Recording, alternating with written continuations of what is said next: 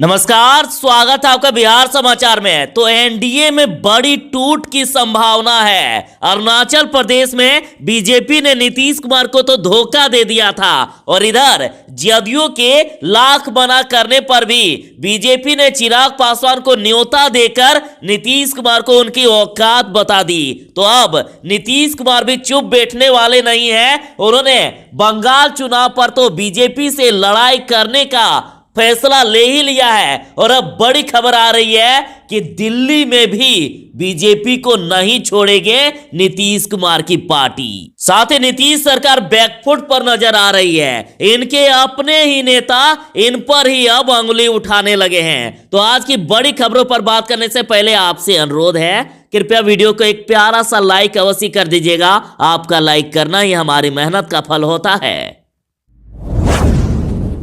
अब देख लीजिए, किसी भी सरकार के लिए इससे भी खराब स्थिति कुछ हो सकती है क्या? विपक्ष बार बार ये कह रहे हैं कि नीतीश कुमार से बिहार नहीं संभल रहा है और अब देखिए, बिहार के डिप्टी सीएम ने बढ़ते क्राइम पर अपनी ही सरकार को घेरा और कहा कि सुशासन के लिए यह बेहद शर्मनाक। तो इस पर तेजस्वी यादव ने कहा कि बिहार की उप मुख्यमंत्री अपने ही मुख्यमंत्री पर सवाल उठाकर कह रही है कि बहुत ही शर्मनाक। तेजस्वी ने कहा कि माननीय मुख्यमंत्री जी, आंखों में कुछ पानी बचा भी है कि नहीं? देखिए, बिहार में अपराधी बेखौफ हो गए हैं और खौफ का आलम यह है कि आम आदमी की बात कौन करे, वर्दी वाले भी सुरक्षित नहीं। बाढ़ रेलवे स्टेशन के बाहर ड्यूटी करने के दौरान सब इंस्पेक्टर विनय कुमार सिंह को अपराधियों ने खुलेआम गोली मार दी। राजद ने कहा है कि केंद्र में बैठी पूंजीपतियों की दलाल सरकार और बिहार की संवेदनहीन गुलाम सरकार दोनों किसानों को और दयनीय स्थिति में पहुंचाकर खेती को हटाना चाहती है, किसानों को भिखारी बनाना चाहती है। तो ये रवीश कुमार जी ने ट्वीट किया है। देखिए, निशा सिंह लिखती है कि आओ बच्चों, तुम्हें सुनाए कहानी एक बेईमानी की। लंबी लंबी फेंक फेंक कर वो बेच गया संपत्तियां हिंदुस्तान की। बीजेपी को ऐसे छोड़ने वाली नहीं है नीतीश कुमार की पार्टी। देखिए, जदयू अब बीजेपी की टेंशन दिल्ली में भी बढ़ाएगी। जदयू के राष्ट्रीय अध्यक्ष आरसीपी सिंह ने दिल्ली प्रदेश जदयू की बैठक बुलाई और जदयू का जनाधार ठोस करने का टारगेट दिया है। जदयू सबसे पहले दिल्ली नगर निगम चुनाव में शामिल होगी, उसके बाद विधानसभा और लोकसभा चुनाव की तैयारी करेगी। अब नीतीश कुमार जी का दिल्ली जीतने का ख्वाब है। कहा गया कि नीतीश कुमार का नाम ही काफी है। आरसीपी सिंह ने कहा कि जदयू के कार्यकर्ता अगर नीतीश कुमार के कामकाज को आम लोगों को बता दे तो जीत खुद ब खुद पक्की हो जाएगी। लेकिन कुछ भी कहिए, अब नीतीश कुमार बीजेपी को नहीं छोड़ने वाली, दिल्ली तक भी पीछा करेगी। तेजस्वी यादव को बिहार के प्रथम मुख्यमंत्री डॉक्टर श्री कृष्ण सिंह जी का तस्वीर भी पहचानने नहीं आता है। गलत तस्वीर के साथ फंस गए तेजस्वी यादव। बिहार केसरी डॉक्टर श्री कृष्ण सिंह के जगह लगा दी दूसरे की तस्वीर। बिहार के प्रथम मुख्यमंत्री श्री कृष्ण सिंह के 60वें पुण्यतिथि पर पूरा बिहार उन्हें याद किया।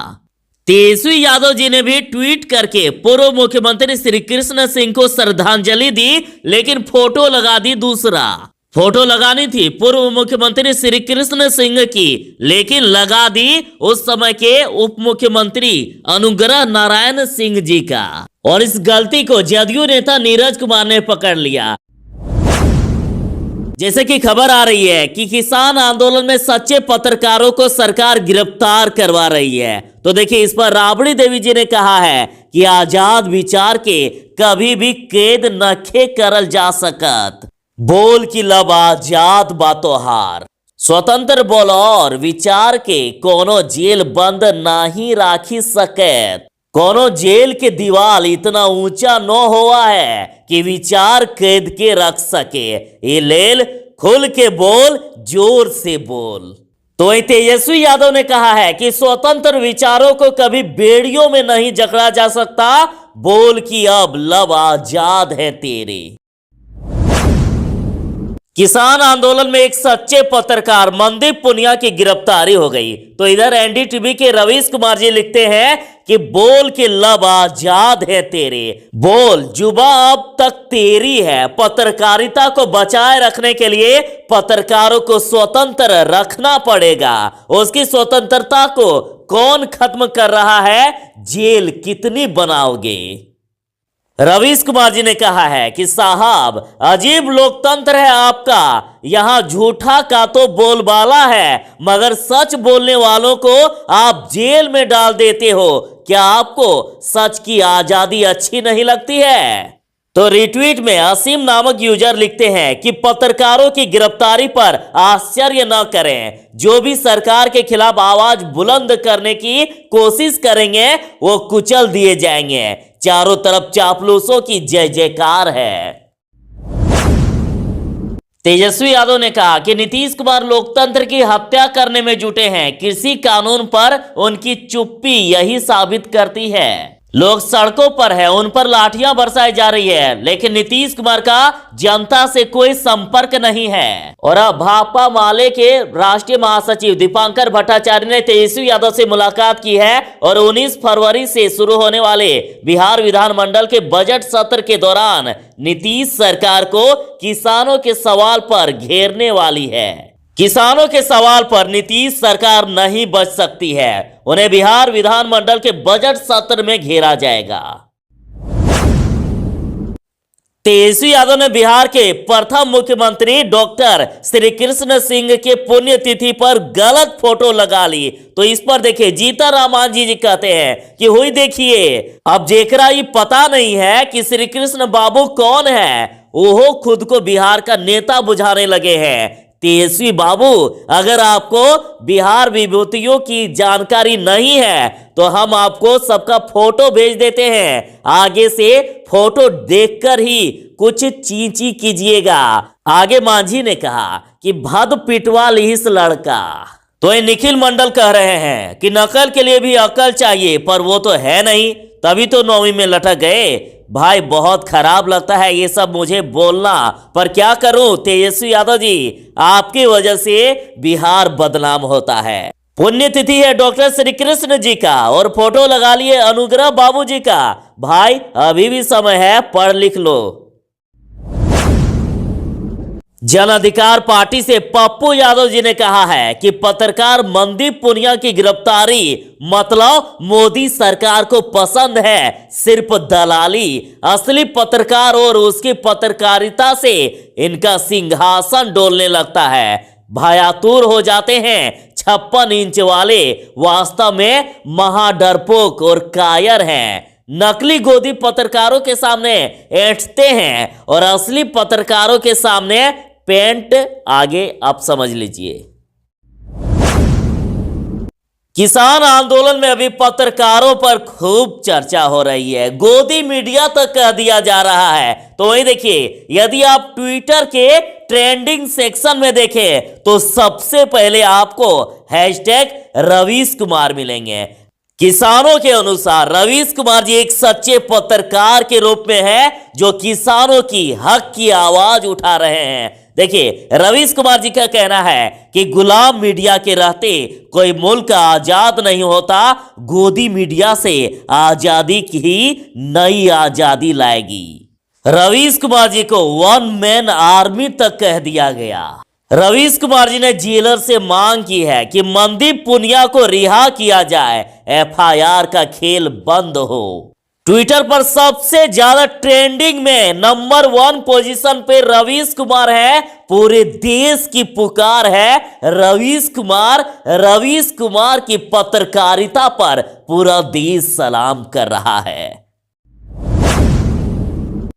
बिहार में इस बार ठंड ने पिछले 8 साल का रिकॉर्ड तोड़ दिया है। 8 साल से ऐसी ठंड कभी नहीं हुई थी। और सावधान रहें, बिहार में इस बार हाड़ कपाने वाली ठंड के चलते ऑरेंज अलर्ट जारी कर दिया गया।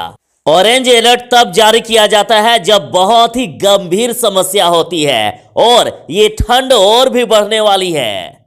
मौसम विभाग ने लोगों से बेवजह घर से बाहर न निकलने की अपील की है और 4 फरवरी तक खतरा और भी बढ़ सकता है। ठंड और भी बढ़ सकता है। यहां तक कहा जा रहा है कि 10 फरवरी तक ठंड से आपको राहत नहीं मिलेगी। और इस खतरनाक मौसम में डॉक्टरों ने सावधान रहने के लिए कहा है, कहीं ये मौसम आपको बीमार ना पड़ा दे। बिहार में मंत्रिमंडल विस्तार पर फैसला 1 फरवरी को होने वाला है। सोमवार को तय हो जाएगी मंत्रियों की सूची, एमएलसी के नाम भी फाइनल हो जाएंगे।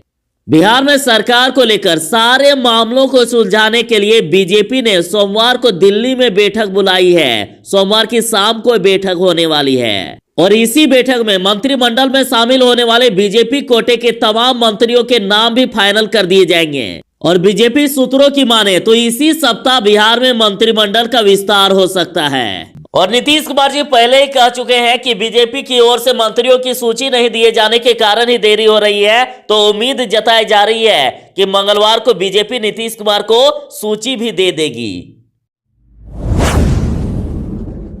राजद ने रिट्वीट किया है। देखिए, जिहान अली लड्डू जी लिखते हैं कि हर आंदोलन की एक मियाद होती है, इसकी भी होगी, किसान आंदोलन की भी होगी, इससे भी खत्म होना है, चाहे सरकार पीछे हटे या किसान। लेकिन जब गुबार छटेगा तब तस्वीर बदल चुकी होगी। सरकार की जिद ने उस आम आदमी को जगा दिया है जिसके लिए रोटी ही भगवान है। मोदी जी, ये सौदा आपको बहुत महंगा पड़ेगा।